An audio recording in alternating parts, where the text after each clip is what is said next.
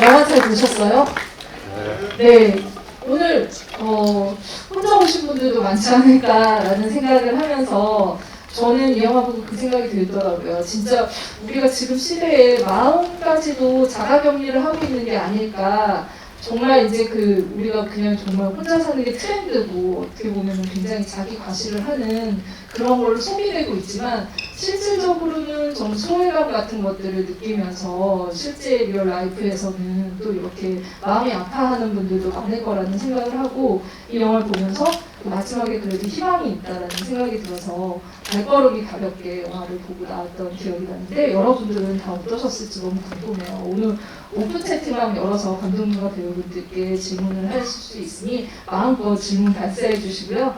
오늘 감독님과 또 이렇게 배우분 모시고 이야기를 나누도록 하겠습니다. 영화를 개봉도 하기 전에 1인분의 외로움을 먹는다고 이런 카피가 있잖아요. 근데 진짜 따끈따끈하게 영화를 같이 드신 분들이어서 아마 이제 감독님 배우분들도 한 분 한 분 기억하실 거라는 생각이 듭니다. 자리에 모실 테니 큰 박수 부탁드릴게요. 네.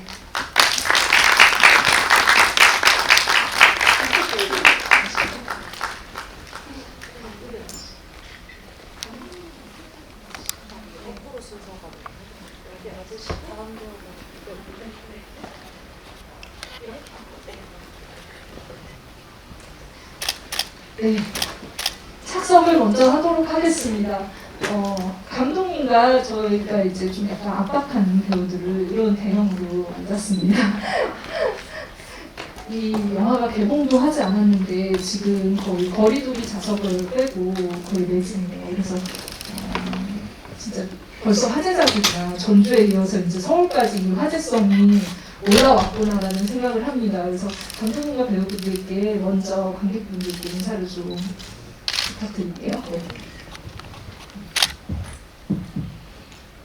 네, 안녕하세요. 혼자하는 사람들을 연출한 홍성원입니다. 오늘 이렇게 개봉작 시사에 이렇게 찾아와주셔서 진심으로 감사드리고 재밌는 이야기 많이 나눴으면 좋겠습니다. 감사합니다. 네, 안녕하세요. 혼자 사는 사람들에서 진아를 연기한 배우 공승현입니다. 이렇게 관객분들 만나는 게 진짜 개봉도 전인데 처음이라고 생각합니다. 네, 이렇게 와주셔서 감사하고 오늘 즐겁게 이야기하다가 집으로 돌아갑시다. 감사합니다.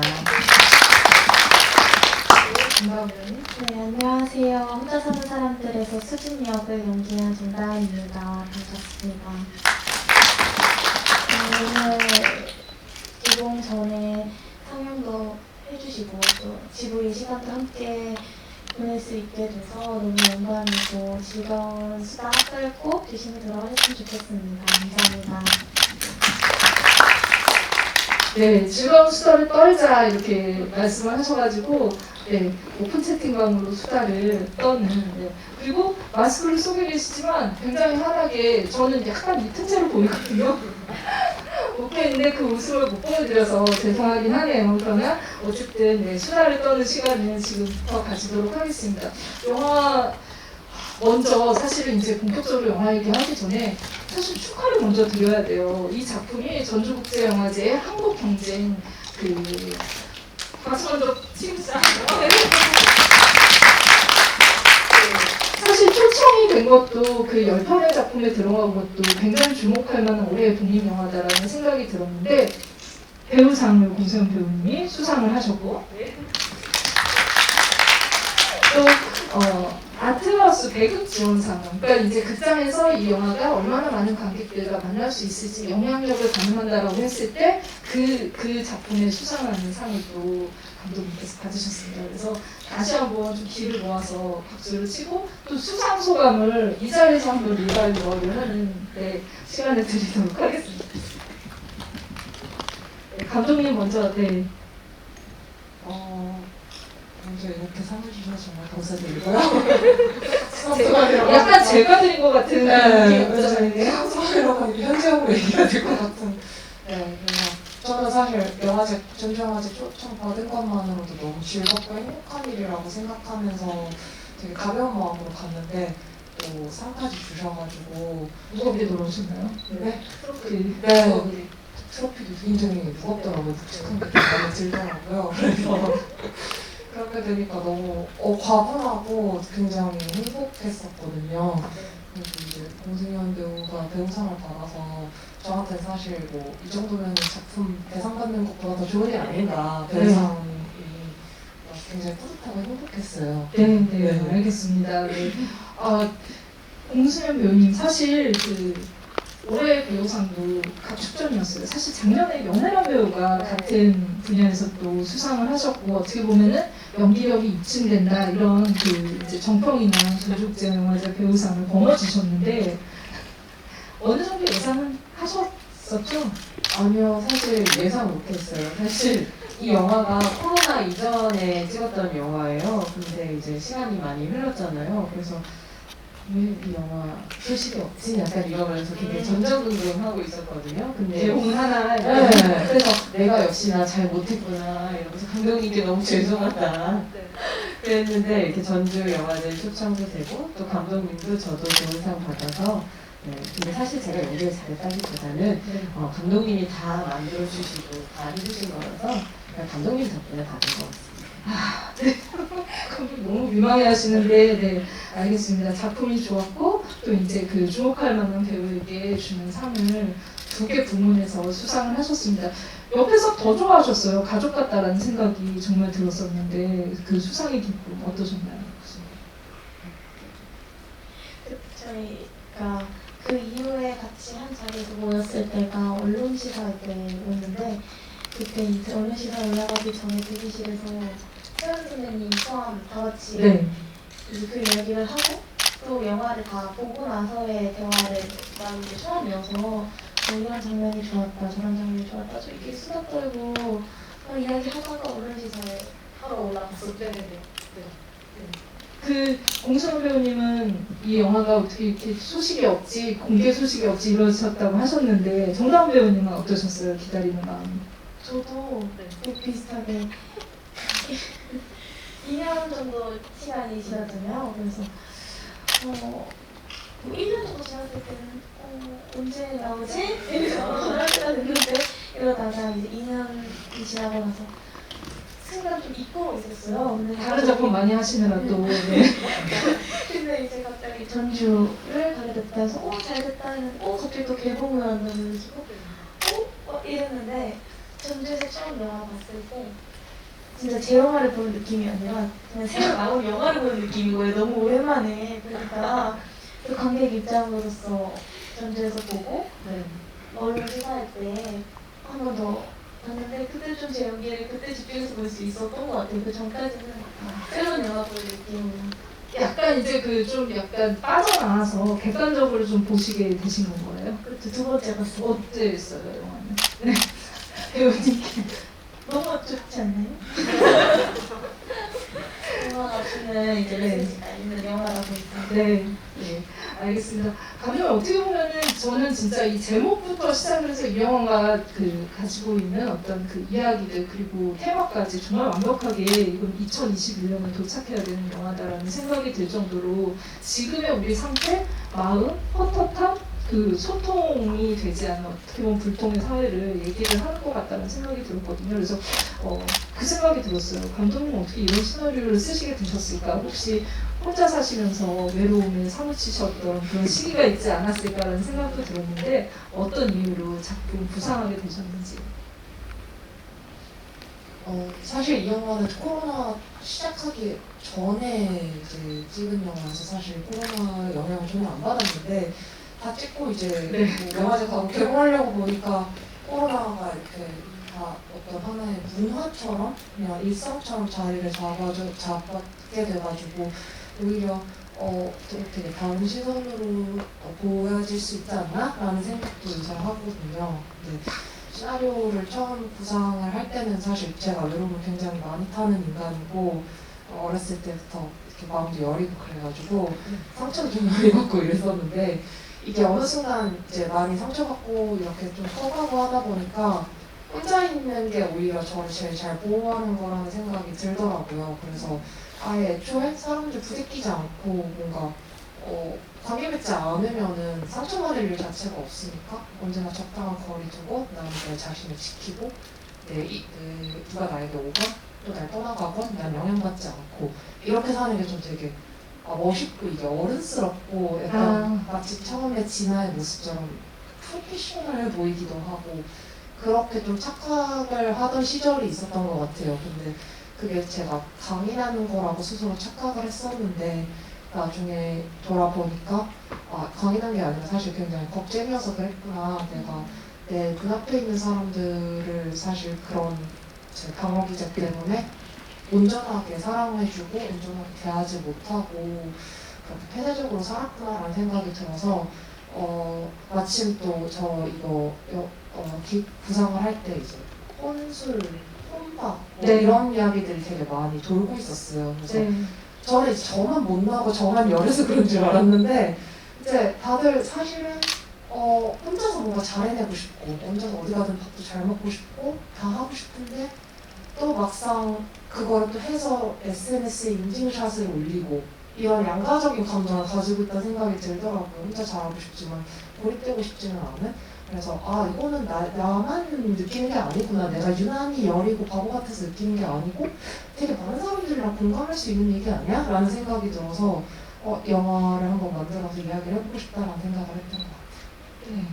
사실 그 유튜브로 먹방을 보면서 혼자 그걸 이제 그걸 보면서 먹는 그게 약간 이게 뭔가 소통이 된다라는 좀 착각에 우리가 빠져있는 그런 삶이잖아요. 그런 것들이 예능이나 이런 데서는 굉장히 이제 그 즐거운 일처럼 소비가 되고 소개가 되는데 실질적으로는 어떻게 보면은 말을 안 했다 뿐 굉장히 괴로워하고 있고 마음에 상처가 있었다라는 생각이 들었어요. 그래서 진아의 그 일거수 일투족을 보니 정말 그 사람들의 병증이 어느 정도인지를 좀 보여주는 그런 연기를 하고 있는 게 아닐까 싶어서 이 캐릭터에 가지는 어떤 그 공감 같은 것들이 배우로서도 굉장히 크지 않았을까라는 생각이 들었어요. 그래서 공수연 배우님의 어떤 이제 그 라이프 스타일이나 이런 거에 비춰봤을 때 이 캐릭터 이제 그 시나리오 받으셨을 때 진아에 얼마나 공감을 하셨는지.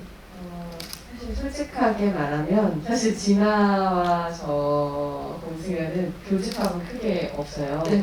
네, 근데 그걸 만들기 위해서 감독님이랑 최대한 많은 이야기를 했고 저는 되게 오픈된 마인드를 가지고 있고 개방형 인간이라서 진아랑 완전 반대예요. 네. 그래서 한마디 없는 사람. 네, 저는 거실을 굉장히 사랑하고 진아는 방에만 틀어박혀 있지만 네, 저는 거실을 사랑하고 그래서 감독님이랑 최대한 이야기 많이 나누면서 진아 캐릭터를 만들려고 노력했어요. 네. 그 진아 사실 이제 그 캐스팅이 굉장히 중요하잖아요. 근데 대부분은 많이 이제 또 영화를 통해서 연기를 선보인 배우들에서 좀 캐스팅을 하려고 하는 노력들을 보실 텐데 감독님이 진짜 의외의 선택을 했다는 생각이 저는 좀 들었거든요. 드라마에서 많이 모습을 보였지만 스크린으로 연기를 할까라는 생각이 있어서 연결을 못 시켰던 것 같은데 어떻게 좀 발견하게 되셨는지 우선 감사합니다. 우선 네, 감사하다는 제가 영화를 이게 첫 장편 영화인데 아직 영화계 쪽에 발을 들여놓지 않았는데 감독님께서 저를 약간 캐스팅해 주시고 감독님도 약간 도전? 도박? 약간 이런 게 아니었을까라는 생각도 해요. 저는 사실 의외성 있는 캐스팅을 하고 싶었어요. 처음부터 이분과 이런 역할을 얼핏 보면 안 어울릴 수도 있는데 좀 특이하네? 라는 생각이 드는 캐스팅을 하고 싶더라고요.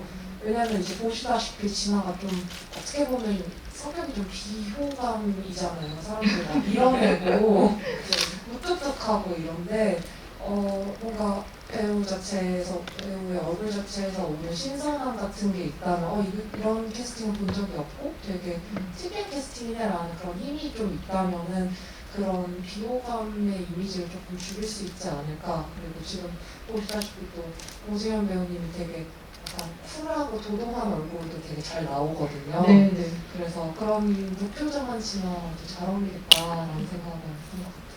네. 그 비호감에는 네. 그 코드에 대해서는 어떻게 생각하세요? 비호감이요? 네, 진화의 비호감 코드에 대해서. 아니 저도 처음에 시나리오를 읽을 때도 약간 진화 비호감이다. 그리고 관객분들도 아마 초반에는 진화가 비호감 쟤 왜 저래라고 하셨을 것 같아요. 근데 그게 이제 점점 진화의 말과 행동이 점점 공감을 가질 수 있게 그렇게 연기하려고 했어요. 알겠습니다. 최대한 비호감을 쌓는 연기를 보여주신 전주국제영화제 여기서 수상한 김승현 배우님의 캐릭터에 대한 얘기를 들었습니다. 사실은 진화와 벽을 어떻게 보면 오랜 세월 동안 쌓아서 그게 굉장히 견고하고 딱딱하고 단단하다라는 생각을 했는데 진짜 이 배우가 없었으면 어떻게 했을까. 이 정다운 배우가 연기한 수진이 그 벽을 정말 좀 치는 연기? 그러니까 굉장히 약간 도끼 같은 거 하나 들고 온 것 같은 그런 해맑은 연기를 보여주세요. 그래서 또 이제 감독님께 제안 받으셨을 때 어떤 느낌이셨는지, 수진이라는 인물에 대해서 어떻게 접근하셨는지. 그때 처음 시나리오 봤을 때 딱 20을 앞두고 있는 19살이었는데 네. 일단 수진이가 사회초년생인 20살인 캐릭터잖아요.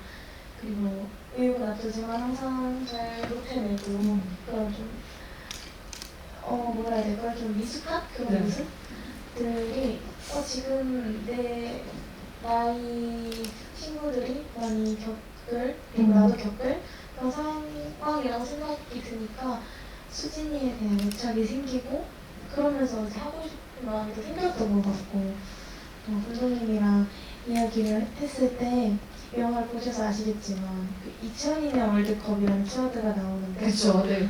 저는 2002년의 기억이 없죠. 조사할 때여가지고 그래서 진짜 수진이가 그 타임머신한테 물어보잖아요. 왜 가고 싶은지, 그때가 왜 그런지. 그 질문을 제가 감독님한테 왜 하필? 네, 2002년. 네, 여쭤봤던 것 같아요. 근데 감독님이 이제 자료 영상 보여주시고 네.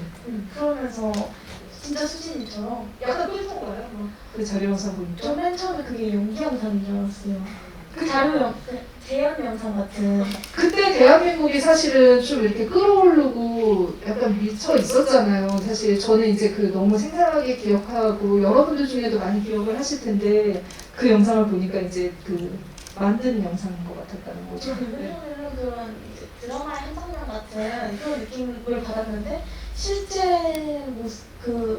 상황이었다는 거예요. 지금으로서는 더더욱 상상할 수 없잖아요. 사실 저희가 지금 시국도 시국인지라 거기도 해야 되고 이런 상황들이 있으니까 되게 신기하다. 그런 때가 있었구나. 그런 생각이 들어요. 네. 어떻게 보면 2002년에 대한 기억이 백지인 배우를 캐스팅을 한 게 약간 신의 한 수가 아니었을까? 그 수진의 마음에 정확하게 가닿는 그런 지점을 만들었다는 생각이 들어요. 저는 어쨌든 감독님께서 영화계로 공수면 배우를 끌어들여 주신 게 진짜 완전히 너무 감사한 일이라는 생각이 들고 또 이제 영화계에서 정다운 배우, 특히 독립영화계에서 정다운 배우는 정말 독립영화와 같이 성장을 하고 너무 우리가 아는 선의와 세기라는 작품부터 시작해서 최근에 비닐의 정원 그리고 또 이제 단편 여름밤 이 다양한 작품에서 항상 그 영화 안에 활기를 주는 배우였어요. 그래서 또 이제 수진 역할에 어떻게 보면 제일 좀 적절한 배우가 아니었을까라는 생각 들거든요. 정다운 배우님에 대해서도 감독님께 캐스팅의 변을 좀 들어보도록 할게요. 사실 수진이가 딱 20살 설정인데 고등학교 졸업하자마자 서울에 올라왔어요 라는 설정인데 이거는 오디션밖에 해결이 안 되겠다 처음에 그랬어요. 떠오르는 배우가 이렇게 왜 없지? 이러면서 촬영 감독님을 오디션 열심히 보다가 이게 느낌이 너무 좋은 배우님들 많이 만났는데 뭔가 딱 수진이가 아니야 어떡하지 이랬는데 저희 촬영 감독님이 저 누구 설명 떠올렸는데 이러면서 예전에 같이 작업했던 정다운 배우를 떠올려준 거예요. 네. 근데 그 순간 둘 다 왜 우리는 정다운 배우를 먼저 떠올리지 않았지? 왜 한 번쯤 자색을 이쯤 됐으면 한 번쯤 떠올릴 법한데 이제야 떠올렸지? 이러면서 되게 놀라워했던 기억이 나요. 그래서 실제로 딱 연락해서 만나서 너무 딱 제가 원하던 수진이를 만나가지고 네. 촬영 감독님이랑 둘이서 흐뭇하게 이렇게 집에 들어갔던 기억이 납니다. 네, 그 질문들이 많이 올라오고 있는데 잠깐 좀 소개를 하면서 갈게요. 일단 이제 사실 이제 진아의 어떤 고독감을 보여주는 것 중에 하나로 굉장히 흡연 장면이 좀 이제 혼자 또 이제 하는 많은 것 중에 하나잖아요. 그래서 영화상에서 가지고 있는 의미가 무엇인지 궁금합니다라고 하셨는데 이거는 감독님께 한번 답변을 드리면서 가도록 하겠습니다. 일단 담배는 죽은 옆집 남자와 또 지금 도착한 서훈이를 연결해주는 어떤 매개체이기도 하고 그 담배를 통해서 진화하는 이제 그 두 남자 사이에 어떤 연결성? 이런 거를 이제 무의식적으로 느끼는 것도 있고요. 그리고 이제 영화에서 물론 제일 이제 뒷부분 쪽에 있는 씬인 확실히 다르긴 다르더라고요 라는 이야기를 하고 싶었던 게 사실 성냥으로 불을 붙이나 라이터로 불을 붙이나 담배 연기가 차이가 안 난다고 그러더라고요. 근데 그건데 저도 촬영분이랑 그 얘기를 많이 했어요. 이게 차이가 안 나는 게 좋다. 그러니까 차이가 나고 안 나고가 중요한 게 아니고 죽은 사람이 그런 이야기를 했었고 그걸 누가 들었고 그래서 그걸 궁금해했었고 그래서 한번 해봤고 라는 거에서 더 중요하기 때문에 이제 마지막에 둘이서 담배 필 때도 이거 연기를 이렇게 조명해가지고 이렇게 올라가는 걸 이렇게 아니면 CG를 하는지 뭐 이런 이야기가 나왔었는데 제 촬영분이랑 저는 아니야 안 하는 게 나을 것 같아. 왜냐면 우리는 다르지 않는 걸 원하고 연기의 모양은 중요하지가 않기 때문에 그냥 그 연기를 바라보고 있는 두 사람 얼굴이 더 좋겠어 라는 이야기를 하면서 찍었었거든요. 그래서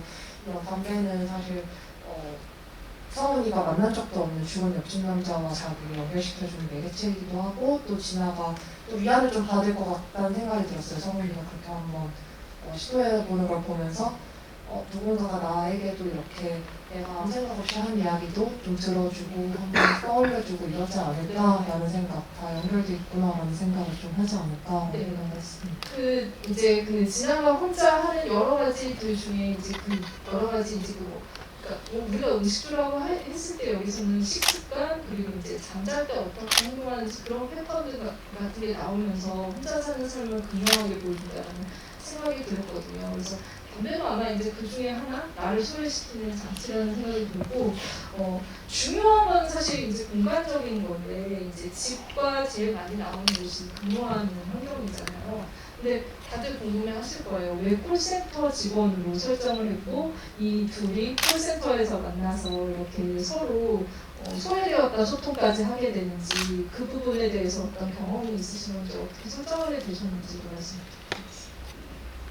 그러니까 저는 진화를 떠올리면서 이렇게 아예 물리적으로 집안에 갇혀 지내는 은둔형 외톨이 같은 사람을 생각하지는 않았어요. 그냥 남들 보기에는 멀쩡하게 사회생활도 하고 돈도 벌고 밖에서 밥도 먹을 수 있는 사람인데 그리고 옆에서 보기에는 멀쩡해 보이는데 사실은 아예 돌입이 된 사람인 거죠. 그래서 그런 걸 좀 잘 보여주기 위해서 콜센터 설정을 했던 것 같아요. 진화는 지금 당장 자기 눈앞에 있는 사람 자기가 지금 속해 있는 공간에는 아무 관심이 없고 오히려 여기에 있지 않은 저 멀리 다른 세계라든가 저 원격에서 들려오는 목소리들을 대처하는 거에 더 능숙한 사람이라는 생각을 했거든요. 그래서 이 콜센터 상담원 일이 사실 감정노동으로 되게 유명한 직업인데 저도 사실 하려면 못할 것 같은데 이거를 굉장히 잘하는 사람이 한 명 있지 않을까라는 상상을 좀 했던 것 같아요. 지금 생각하면서 하나도 스트레스 받지 않고 정말 완벽하게 하는 사람이 있다면 뭘까라고 했는데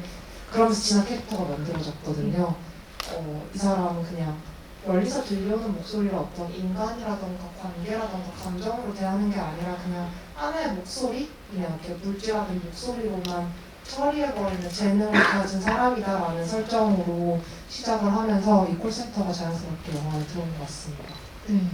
어떻게 보면은 지금은 최근에는 이제 자가격리 이제 코로나 시국 때문에 칸막이들이 너무 일상화되어 있는데 이 칸막이가 일상화되기 전에도 칸막이가 있었던 곳이 어떻게 보면 콜센터라는 공간이라는 생각이 들고 쌀국수집 저도 거기 가봤는데 칸막이가 다 되어 있잖아요. 그런 것들을 예전부터 좀 이렇게 공간 구성으로 해놓은 곳이라는 생각이 들었습니다. 배우분들이 그 안에서 이제 연기를 하면서 캐릭터의 감정을 표현을 하는 거여서 또 이제 공수영 배우님은 이제 그 콜센터에서 일하는 그 직원의 어떤 그 마음을 어떻게 좀 표현을 하셨을까라는 생각이 들었고 거의 굉장히 친절한데 약간 거의 AI 수준이 아닐까라는 그런 연기를 요하는 그 설정이었어요. 그래서 연기하셨을 때 고충도 좀 있으셨을 것 같다는 생각이 드는데요. 사실 진아는 굉장히 베테랑이고 그리고 정말 이렇게 어떠한 진상 고객이 많아도 개의치 않아 하고 예결대로 하는 캐릭터라서 딱히 진상들에 대해서 약간 스트레스를 받거나 실제로 그러지는 않았어요. 다만 목표적으로 하이톤을 내야 하는 그런 설정이었기 때문에 네, 얼굴에 웃음기를 빼는 게 가장 힘들었던 걸로 기억합니다. 웃어서 혹시 그러면은 이 촬영 자꾸 중단되거나 그런 적은 아무래도 굉장히 연습을 많이 했어요. 약간 높은 목소리를 내려면 살짝 광대를 들어서 약간 웃어야 그런 소리가 나거든요. 네네. 그래서 표정에서 변해야 되는데. 네, 집에서 최대한 웃음기를 빼고 항상 이제 모니터로 제 얼굴을 확인하면서 연습했었어요. 아니 정다운 배우님은 오히려 근데 그 연기를 하기 위해서 광대를 올리는 연습을 많이 하셨어야 됐잖아요. 다른 의미의 하이톤을 또 연기를 했고 그 콜센터 안이 어떻게 보면은 굉장히 이제 정돈된 톤으로 사무적인 어떤 그 음성들이 떠도는 공간이라면 그 안에서 진짜 생생한 어떤 목소리, 그러니까 AI와 반대되는 인간의 목소리를 좀 내는 그리고 그 공간에 의문을 가지는 그런 역할을 하세요. 그래서 어떻게 또 이제 좀 연습을 하셨는지. 진아는 이제 어떤 고객을 만나도 항상 똑같이 행동을 한다면 수진이는 그 어떤 상황에 따라 느껴지는 감정이 그대로 나타나는 인물이라고 생각을 네. 했어요. 당황하면 그대로 그 당황한 목소리가 묻어나고 그런 게 다 느껴지는 딱 일차원적인 캐릭터라고 생각을 해서 저는 뭐 언니처럼 잘할 필요는 없었던 캐릭터다 보니까 그냥 저도 잘 모르잖아요. 이 일을 진짜 수진처럼 처음 연기를 해보는 거니까 그대로 하니까 그냥 수진이가 되는 것 같은 생각이 들었던 것 같아요. 네, 아까 이제 관객분께서 사실은 이제 그 진아에게는 이제 담배라는 것이 중요한 걸 얘기를 해주셨는데 이 수진한테는 이 프로폴리스가 어떻게 보면 이제 그러니까 진아는 담배를 통해서 자기를 격리한다면 수진은 프로폴리스를 통해서 분모하면서 다가가는 그 의미를 여쭤보셨어요. 그래서 프로폴리스 진짜 효과가 있나요? 라고 하셨는데 또 그 설정을 또 감독님 어떻게 하신 건지. 진아는 사실 이 공간에서 아무 문제를 못 느끼고 자기 일에 아무런 지장을 못 느끼는 사람인데 이제 수진과 뭐 일련의 사건들로 인해서 어떤 지장을 받기 시작하면은 이게 좀 이렇게 신체적으로 드러났으면 했어요. 그래서 수진이가 겪었던 어떤 증상들을 결국에는 진아가 겪게 되면서 내가 이런 게 항상 있었는데 내가 무시하고 있었던 거고 너무 익숙해져 있어서 무뎌져 있었던 거구나. 근데 이제 그걸 깨닫는 순간 목이 좀 아프고 툭툭하고 한청도 들리고 그러길 좀 바랐었거든요. 그래서 수진이는 그 진아의 처음 시작할 때 서툴고 잘 못하고 이랬던 모습을 사실 가지고 있는 과거의 모습이기도 하기 때문에 프로폴리스 스프레이가 필요한 거고 그리고 자기가 떠나고 난 다음에 진아가 그 프로폴리스 스프레이를 통해서 또 수진이를 또 상기하고 그 빈자리를 더 느끼고 이렇게 만드는 장치로 그 소품을 사용했던 것 같아요. 네.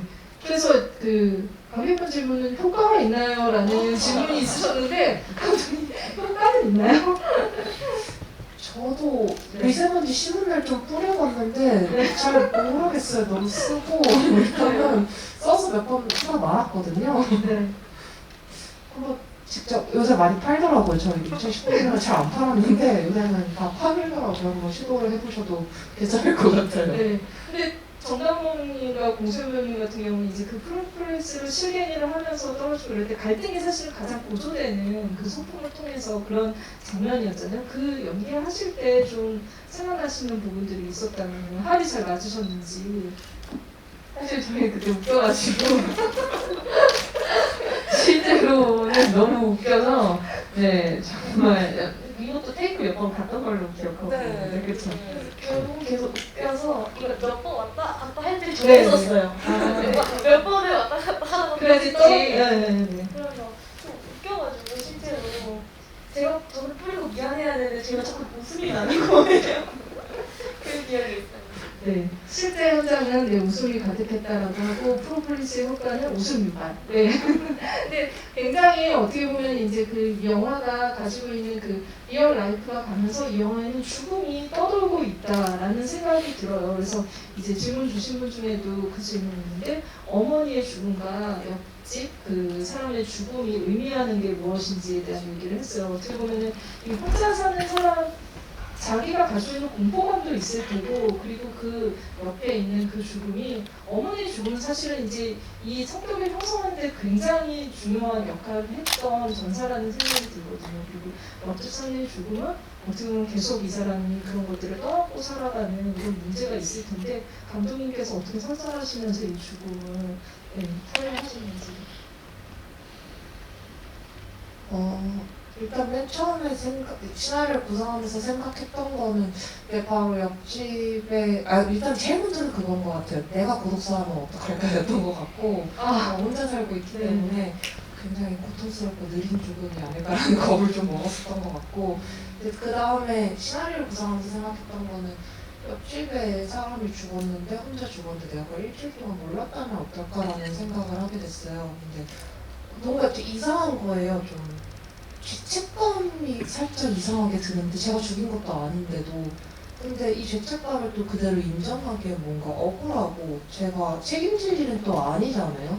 그냥 옆집에 관심이 좀 없었을 뿐이고 요새 다들 그러고 하고 그런 생각이 좀 복합적으로 이상하게 드는 거예요. 그래서 진아한테도 그런 상황을 한번 줘본 거죠. 이제 너가 이렇게 딱 닫고 사는데 옆집의 남자가 이렇게 죽었다고 해도 너가 여전히 그렇게 딱 다친 자기 자신을 잘 성공적으로 유지할 수 있어? 라고 한번 던져주기 위해서 좀 죽음을 활용을 했던 것 같아요. 그래서 이거는 영화 주제의식이랑도 좀 맞닿아 있는데 좀 여기서는 좀 죽음을 주로 이별이라는 거를 상기시키는 소재로 주로 활용을 했던 것 같거든요. 물론 고독사에 대한 공포도 있지만은 진아는 이별을 잘 받아들이지 못하는 사람이기 때문에 자기가 엄마를 잘 돌보지 않았고 그런 상태에서 엄마가 죽었기 때문에 어떻게 보면 엄마의 죽음을 방임한 것 같은 그런 죄책감이 들고 그래서 그 떠나갔다는 걸 잘 받아들이지 못하는 그런 상태에서 그래도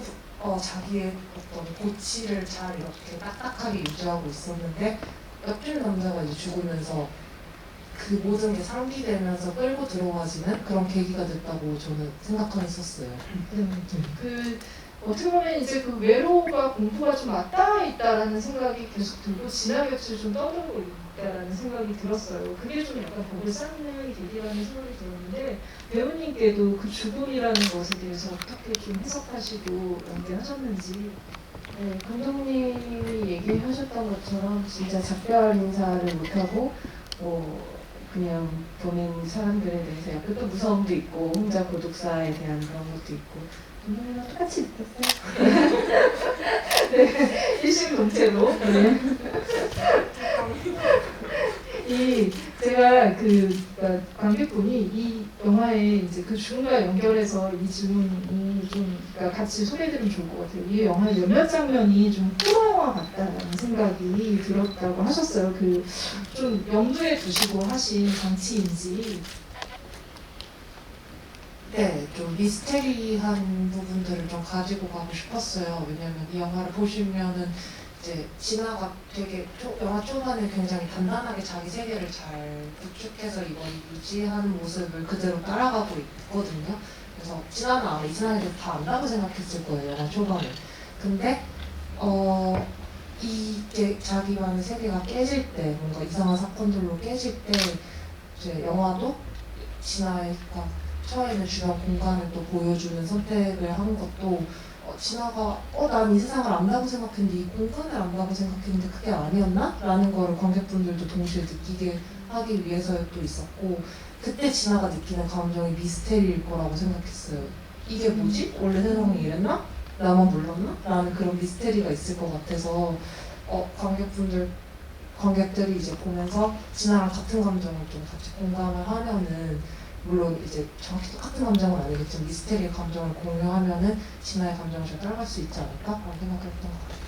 저는 사실 이제 이 영화에 떠도는 죽음의 어떤 그런 그 공포감도 있었지만 실제는 그 현실 공포가 좀 더 무섭다라는 생각이 들었거든요. 그러니까는 혼자 그 밤에 잠을 잘 때도 TV를 못 끄잖아요. 사실 이제 이게 단순히 그냥 이거를 계속 보기 위해서라기보다는 약간 안전장치 같다라는, 마음의 안전장치 같다라는 생각이 들었는데, 이게 혼자 사는 사람들에게 통용이 되는 문제이기도 하지만 특히 조금 더 세분화돼서 들어가면 혼자 사는 여성이 가지는 불안에 대한 그런 이야기이기도 하다라는 생각이 들었거든요. 그 부분에 대해서 이제 좀 표현하려고 하셨던 부분들을 좀 궁금해서. 저는 사실 여성의 포인트를 많이 맞추면서 영화를 만들지는 않았던 것 같아요. 그거는 전반적으로 제가 가진 어떤 성향들이 영화에 전반적으로 묻어나기를 바랐던 것 같은데, 이제 집안에서 사실 계속 텔레비를 켜놔야 되는 이유는 사실 그런 불안이 굉장히 많이 작동하는 거죠. 여성으로서의 불안이건, 사실 혼자 사는 사람으로서의 불안이건, 이 집에 불을 끄고 아무것도 켜지 않고 딱 있을 때 그 암흑과 그 정막 속에서 딱 자기 자신만 보일 때의 그 불안함? 자기가 온전하지 않다는 걸 딱 보게 되는 그 불안정함? 이런 거를 사실 보기가 싫으니까 진아가 계속 TV를 켜놓는다고 저는 생각을 했거든요. 그래서 네, 정확한 대답이 아닐지라도 맞닿아 있지 않을까라고 생각합니다. 그 배우님께도 사실은 이제 그 장면들을 연기하실 때 좀 어떤 점에 중점을 주셨는지 좀 궁금해요. 사실 상대가 있는 역할이 연기가 아니잖아요. 혼자 계속, 이게 혼자 사는 사람들이기도 하지만 혼자 연기하는 그런 연기? 네, 그래서 그 장면들이 특히나 좀 이렇게 힘들지 않았을까. 그래서 그러니까 일부러 그런 환경을 조금 촬영 기간에는 좀 만들지도 않으셨을까라는 생각 들거든요. 초반에 그 집 촬영을 먼저 했던 걸로 기억하는데, 한 며칠 촬영을 하는 동안 제가 말을 한마디도 안 했더라고요. 그동안 다은이를 만나서 처음으로 막 말을 하고, 네. 전화하면서 처음으로 말하고, 네, 그때 저도 깜짝 놀랐어요. 그리고 또 혼자 촬영한다는 게 사실 쉽지 않구나라는 걸 많이 느꼈어요. 상대 배우에 대한 소중함, 그리고 의지할 사람이 있다는 게 많이 배웠습니다. 네. 사실은 이제 그 두 분의 케미, 그리고 이제 그 정다운 배우가 투입되면서 오는 어떤 그런 그 에너지 같은 것들이 굉장히 중요한 역할이었을 것 같은데, 서로 합은 어땠는지도, 그러니까 정다운 배우님이 공세훈 배우님과 만나면서 또 어떤 좀 에너지를 느끼셨는지 그 두 분께도 좀 그 얘기를 좀 들어봐도 좋을 것 같은데요. 네. 영화 후반부에 이제 작별 인사하는 장면을 거의 초반에 네. 찍었었는데, 아, 그 장면이 오히려 앞에 찍으셨어요? 네. 근데 그때 그 보통 이제 전화하는 장면을 찍을 때 보통 먼저 찍고 같은 공간에서 같이 찍기가 사실 여건상 힘들잖아요. 근데 이렇게 조정을 잘 해서 이제 같은 날, 사실 같은 곳이에요, 거기가. 그 진아 옆방이 수진 집이었는데 공간 구성상으로는 그렇군요. 네. 세트가. 네. 그러다 보니까 이제 언니가 이제 찍을 때 제가 실제로 통화를 했고, 제가 찍을 때 언니가 실제로 통화를 해주시고, 이렇게 찍다 보니까 사실 뭐 녹음본으로도 연기를 할 수 있지만 네. 실제로 연기를 같이 하니까 더 하기 좋았다. 네. 걱정을 되게 많이 했던 것 치고 테이크도 되게 적게 가고 수월하게 찍었던 장면이었어요. 네. 오히려 웃을 때는 이제 많이 테이크가 필요했지만, 네. 근데 사실 그 장면이 진짜, 그러니까 같이 호흡이 맞지 않거나 아니면 이렇게 맞춰주지 않으면 쉽지 않은 장면이었고, 공승원 배우님도 사실 그 장면에서의 감정 같은 처리 같은 것들이 사실 와, 진짜 이 장면은 배우상을 줄만하다라는 생각이 들었거든요. 네, 그래서 그때 또 경험을 좀 얘기를 해주신다고. 그때 진아가 사실 영화에서 많은 대화를 하지 않아요. 이 장면이 거의 유일할 정도로 제일 많은 그쵸. 대화를 하는데, 사실 제일 걱정했던 씬이기도 했어요. 가장 마지막 주제를 주는 장면이기도 하고, 제일 걱정했던 장면인데, 다은이랑 직접 전화 통화하면서 찍었는데 왜 걱정했나 할 정도로 아무 생각도 안 나고 끝나고 나서 보니까 우리가 서로 뭔가 잘 통했구나라는 생각이 들었어요. 네. 그 명장면은 그렇게 탄생했다는 비하인드 스토리를 드리면서 또 관객분들의 질문을 조금 더 깊게 들어가 보도록 하겠습니다. 이거 다 궁금하실 거예요. 수진 캐릭터가 2002년에 데려가 달라고 한 말이 어떤 의미가 있는지 궁금합니다. 라고 했는데 그 대사들 하시면서 좀 어떤 느낌이셨는지.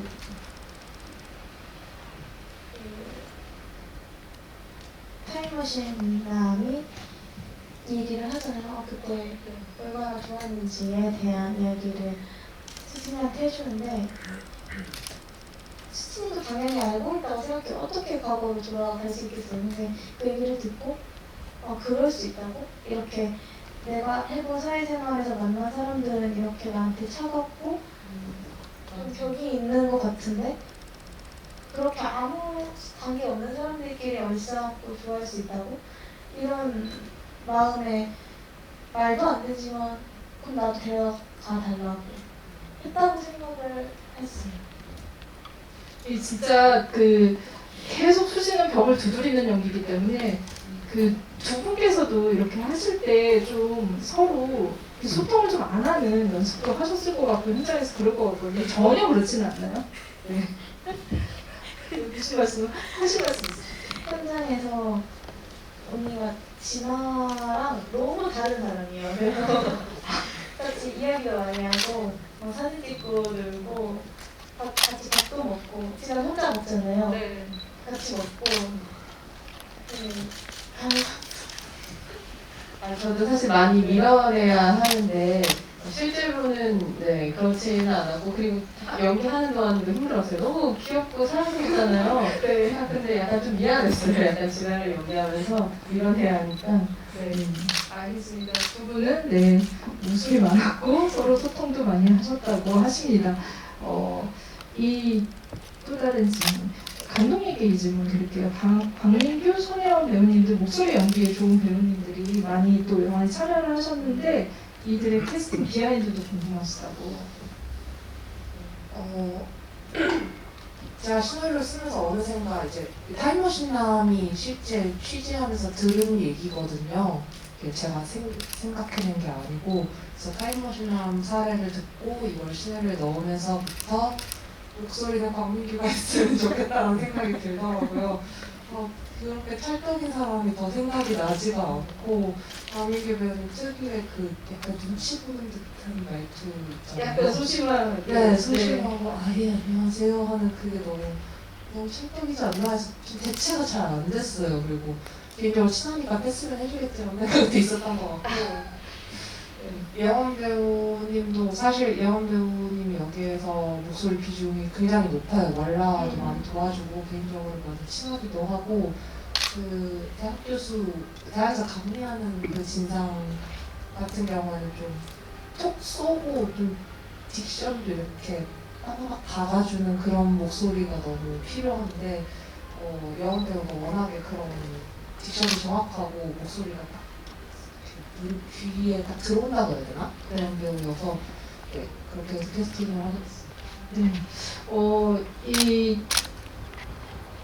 확실히 이제 그 1인분의 외로움 이제 약간 이제 그 먹는 게 연상되기도 하고 식습관이 굉장히 중요하기 때문에 굉장히 이제 그 먹는 거에 대한 질문이 많이 쏟아지고 있어요. 그래서 일단은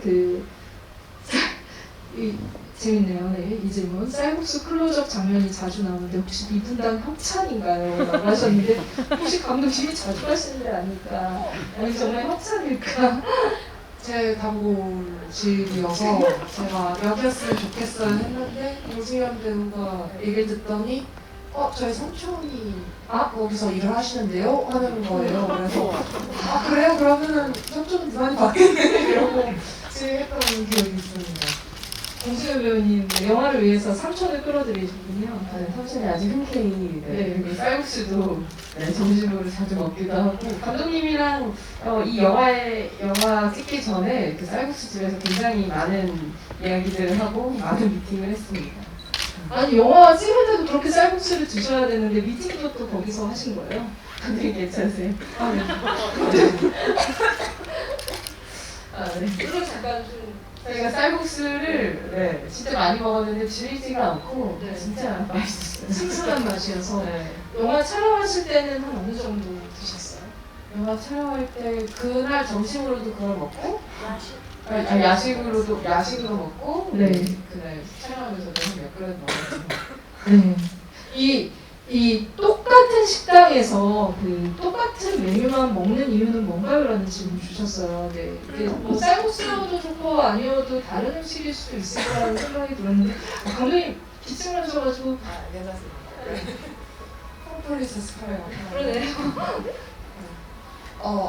진화는, 그러니까 이 쌀국수집이 굉장히 혼밥하기 좋은 공간이어서 그런 게 이제 단순히 일단은 있고, 진화는 일단 취향이 없는 사람이라고 생각했어요. 주변에 대해서 관심이 없고, 뭔가 섬세하지 않은 사람이기 때문에 맨날 똑같은 거를 먹고, 똑같은 행동을 하고, 그래도 사실 아무 문제가 없는 사람이죠. 그냥 때우면 되는 사람이고, 이 지나다니는 공간들도 다 때우는 곳이기 때문에, 예를 들어 버스 안에서의 보는 시간도 그냥 때우는 곳이기 때문에 언제나 핸드폰을 보고 그냥 때워버리는 그런 사람이어서 이 사람이 취향이 없다라는 거를 좀 얘기를 하고 싶어서 좀 극단적인 설정이지만 맨날 똑같은 거를 먹는 설정을 했어요. 네. 그러니까 사실 지나가는 모든 것들이 이제 궁금증의 대상인 것 같아요. 지금 이제 그 쌀국수집 같은 식당을 가는 거 이런 것도 있는데 이어폰도 궁금해하세요. 이어폰을 꼭 끼고 걷다가 점점 이제 빼고 걷는 게 감정 변화를 보인다 이렇게 얘기하셨거든요. 이어폰은 사실 지나가 효과적으로 자기 주변을 차단하는 어떤 도구라고 생각을 했거든요. 진화는 어쨌든 자기 바로 옆에 있는 사람, 자기 바로 옆에서 일어나는 일에는 최대한 관심을 끌려고 하는 사람이에요. 그거에 너무 휩쓸리기가 쉽기 때문에 그거를 스스로 잘 고립시키기 위해서는 영상물을 계속 보고 이어폰을 끼고 해서 이걸 차단을 해버리는 거죠. 근데 이제 수진이가 파티션 안으로 들어오면서 그게 깨질 수밖에 없는 상황을 만들고 싶었거든요. 그래서 그런 고립의 도구로 사용을 했던 것 같아요. 수진에 대해서도 질문이 지금 이제 그 수진이 그 벽으로 들어왔다는 얘기를 하셨는데 고향이 순천이라고 하셨는지 춘천이라고 하신 건지 헷갈려라고 하셨는데 이거는 정다운 배우님께 수진의 어떤 설정에 대해서 조금 더 감독님과 나누신 이 얘기들이 있다면 수진의 그 출신 배경? 어떤 디테일들이 있었나요? 수진이는 순천 아니고 춘천. 네, 춘천 춘천이고. 아니고 왜 춘천을 했어요? 제 편견일 수 있는데 강원도 출신 분들이 사투리를 잘 티가 많이 안 나는 편이라고 저는 생각을 했어요. 서울에 와서 봤을 때. 그래서 수진이가 좀 사투리를 쉽게 고치는 설정으로 해서 강원도 춘천을 생각한 것 같아요. 서울이랑도 가깝고. 네, 가깝죠. 요즘에 또 길이 뚫려가지고. 또 다른 또 이제 수진에 대한 얘기를 좀 나누신 분 있으세요? 수진이 아까 그 프로폴리스의 연장선이시는데 수진이가 그게 아빠가 줬다고 얘기를 하잖아요. 네. 수진이와 아빠와의 관계와 진아 아빠와의 관계가 좀 많이 다르잖아요. 그게 누군가 이야기하지 않았지만 제가 스스로 많이 생각을 했어요. 네. 그 부분에 대해서. 네. 그러니까 어떻게 보면 수진이 어떻게 보면 이제 더 이렇게 밝고 쾌활하고 이런 거에는 가족 간의 관계에서 오는 것도 있을 거다라고 수진을 좀 이렇게 해석하셨다는 거죠. 네. 그리고 그 장면을 보면 수진이가 혼자 계속 얘기를 하잖아요, 진아한테. 네. 그 밥 먹으러 가자고 얘기를 하면서 그리고 자기는 친구도 많고 혼자 먹는 거 못하고 TMI를 방출을 하는데 그게 되게 진짜 수진이의 모든 걸 보여준다고 생각해요. 네. 어떻게 보면은 진아 입장에서 수진이 굉장히 걸거적거렸을 것 같아요. 자꾸 자기가 없는 결핍된 부분들을 자꾸 이제 보여주고 과시하는 그런 느낌을 받았을 텐데 저는 그러니까 어떻게 보면 진아도 예전엔 수진 같은 모습이 분명히 있었을 텐데 이런 그 조직 생활에서 점점 변하는 게 아닐까라는 생각이 듭니다. 근데 질문 올라온 것들 중에 무슨 속편에 대한 얘기를 혼자 사는 사람들 2가 나온다면 어떨까요? 라는 얘기를 해주신 분들도 있고 이 진아가 이제 이 영화가 끝나고 나서 어떻게 살아갈까라는 질문들이 많으세요. 그만큼 진아가 좀 이제 그 실제 인물처럼 다가왔기 때문이 아닐까 디테일한 설정들 그런 연기들 때문에 그 생각이 들거든요. 그래서 진아는 휴직을 하지 않고 팀장까지 간다면 어떤 사람이 되었을지 궁금합니다. 이 질문이 있습니다. 배우님께도 사실 만약에 이제 그 진아의 선택에 대해서 어떤 생각하셨는지 이런 또 상황이라면 어떤 사람이 되었을지 얘기를 좀 들어볼게요. 네, 진아는 아무래도 휴직을 하고 그동안 자기 자신을 온전히 바라본 적이 없거든요. 그래서 자기 자신만의 그런 시간을 갖고 좀 폭넓게 좀 세상을 조금 넓게 바라보면서 이제 휴식을 갖지 않았을까라는 생각을 하고요. 팀장이 된다면 거기까지는 생각을 사실 안 해봤어요. 팀장이 된다면 그래도 이제 변했겠죠? 지금의 그 팀장 지금 계신 팀장님처럼 그처럼 안 되려고 하겠지만 약간 비슷해지지 않았을까라는 생각도 하고 아니면 또 반대로 정말 좋은 팀장님이 될 수도 있고 잘 모르겠네요. 아니 같이 밥 먹을 사람을 만났을까요? 그런 질문도 받았어요. 사실 만나진 않았을 것 같아요. 제 생각에는 그냥 이제는 지나도 빈말이라도 이렇게 밥 한 번 같이 먹어요라고 할 수 있는 사람이 됐다고 저는 생각을 하거든요. 그럼 정다운 배우님께 여쭤볼게요. 같이 나중에 만나서 같이 밥을 먹을 의사? 그러니까 먼저 얘기를 해야 된다면 진짜 이번에도 수진이 먼저 좀 콜을 하지 않았을까라는 생각이 들어요. 저는 이제 작별 인사하는 장면 이후로 이제 저는 수진이 어디 갔을까라는 생각을 하면 아직 그냥 부모님 통화로 들어야 하지 않았을까? 순천으로? 이런 생각을 했고 진아를 다시 영영 못 보는 걸로? 영영 볼 일이 없을 것 같다. 굳이 볼 필요는 없겠다. 네, 그러면은 콜센터 말고 다른데 또 알아보셔야 되는 그런 상황이 되는 거죠? 다른 직업을 알아보고. 수진도 너무 우리가 곁에 있는 인물 같고 정말 좀 다독여주고 싶은 그런 인물인데 연기하면서 과연 힘들거나 마음 아팠던 순간이 있었는지라는 질문이 있는데 혹시 이제 그 수진의 상황 중에 제일 좀 애틋했던 부분이 있다면은 배우님께서 얘기해 주시면 좋을 춘천 TMI를 방출하고 이제 같이 쌀국수집에 들어가서 나름 자기 실수를 많이 해보고자 계속 얘기를 하잖아요. 그걸 못했죠. 앞으로 잘할게요 하는데 이제 그러면 이제 좀 분위기가 풀렸겠다. 이제 같이 쌀국수를 먹을 수 있겠다 했는데 들어갔는데 혼자 이제 먹어야 되는 상황에서 어디 앉아야 될지 몰라서 한국에서 하는 그게 제가 봤는데도 쟤 너무 비싸게 이런 생각이 들더라고요. 그 장면에서 진아 진짜 못돼 보이지 않았어요? 저는 그게 좀 깜짝 놀랄 정도로 저도 보는데 너무 못된 거예요. 제일 서럽잖아요. 사실 밥 먹을 사람 없는데 사실 그렇게까지 얘기했는데 그 매정하게 거기가 또 하필 이렇게 먼저 티켓 끊어서 들어가서 이렇게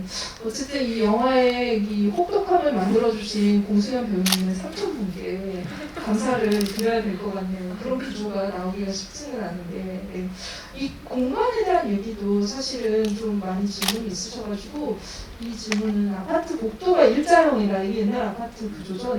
모두를 만날 수 있는 공간이지만 초반에 진아처럼 무시하고 지나갈 수 있는 공간이기도 합니다. 아파트 복도를 담아낼 때 신경 쓰신 부분들이 있는지 궁금해요 라고 하셨습니다. 이 봉준호 감독님도 이제 그 공간에 대해서 많이 생각하시는데 혼자 사는 사람들의 공간은 또 어떻게 감독님 생각하시고 구상하셨는지.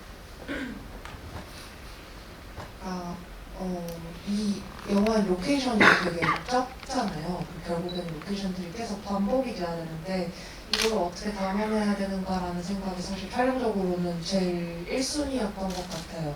근데 이제 촬영 감독님이랑 저랑 얘기했던 거는 우리 영화는 진아의 세상의 인식 범위를 넘어가는 컷을 찍지 말자라고 얘기를 했었고, 진아가 자기 핸드폰에 집중해서 이 주변을 무시하고 있을 때는 우리도 그냥 진아 위주로 찍고, 근데 진아의 삶이 약간 균열이 생겨서 하는 순간에는 확 빠져서 진아가 있는 공간을 한번 보여주자.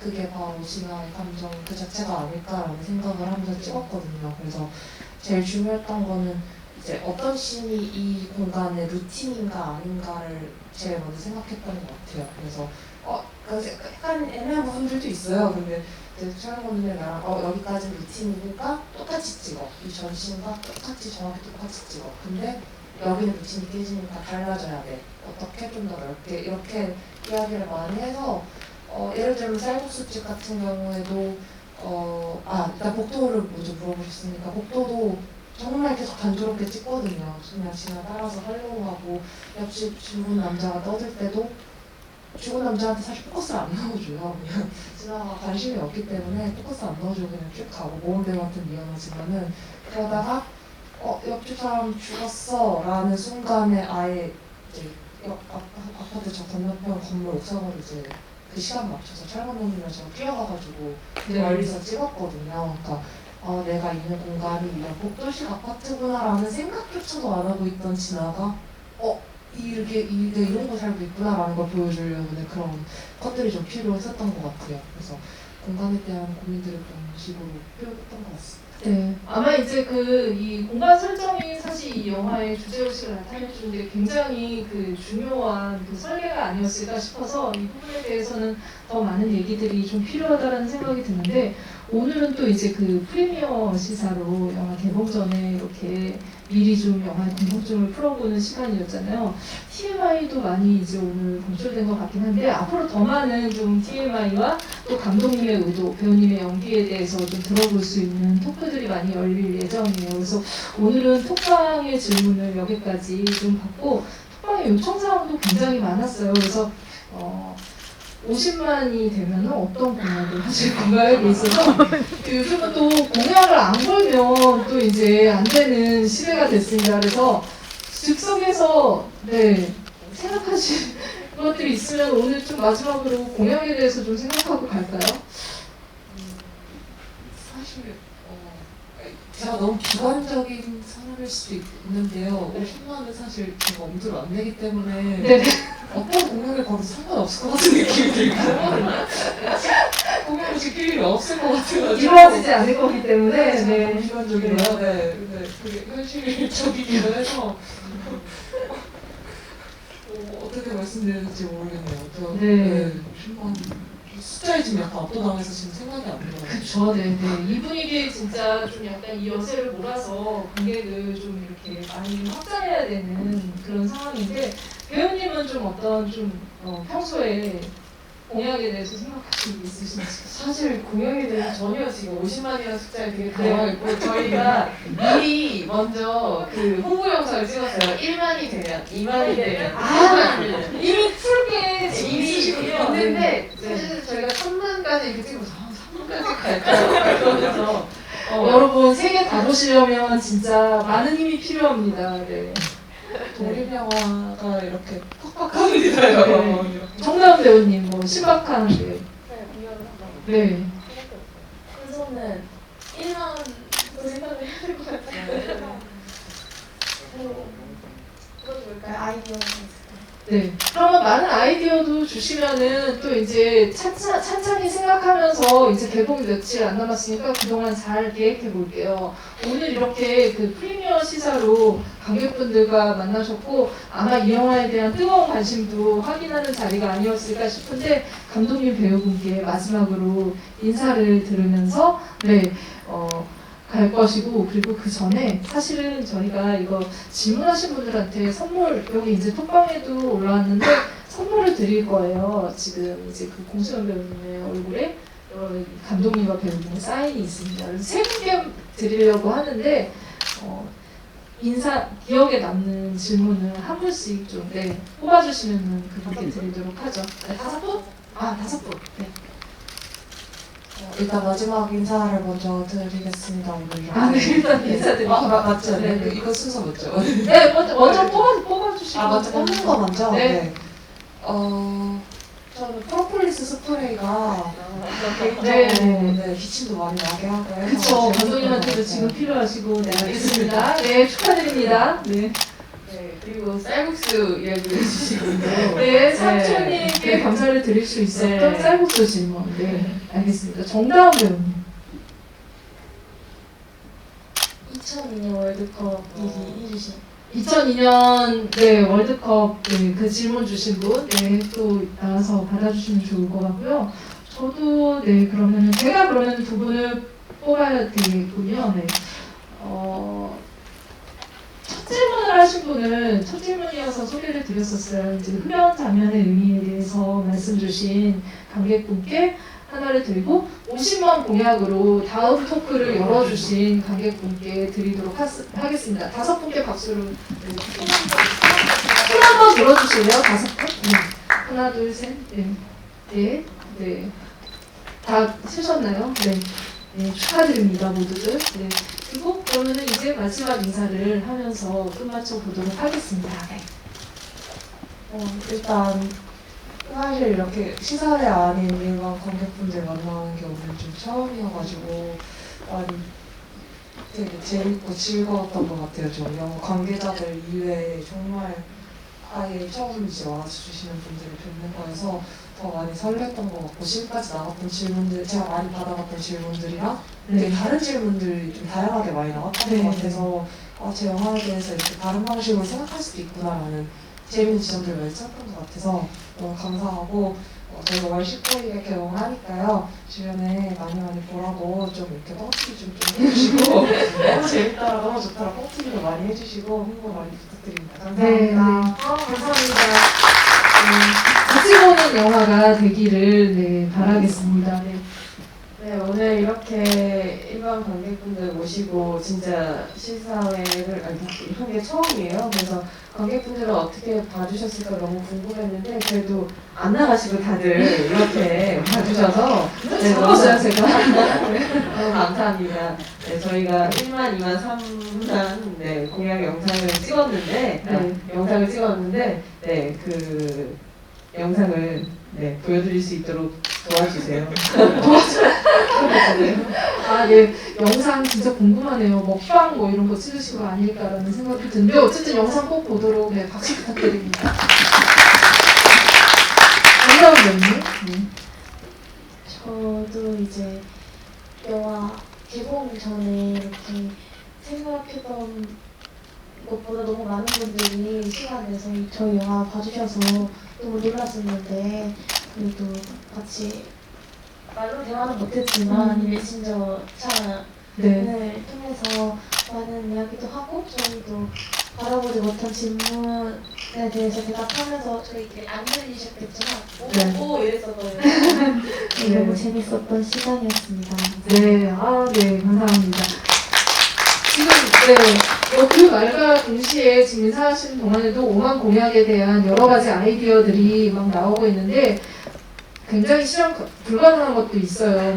투 찍어주세요. 이런 얘기들도 있는데 어쨌든 한번 지켜보자고요. 우리 모두 이제 아이돌 춤부터 시작을 해서 어떻게 되는지 많이들 여러분들이 사랑을 베풀어 주시기를 바라면서 오늘 같이 끝까지 안 나가시고 함께 해주셔서 너무 감사합니다. 박수 치고 끝낼게요.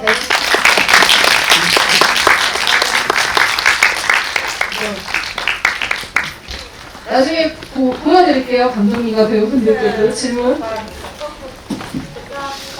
감사합니다. 배우님들 먼저 퇴장하시고. 가보겠습니다. 감사합니다.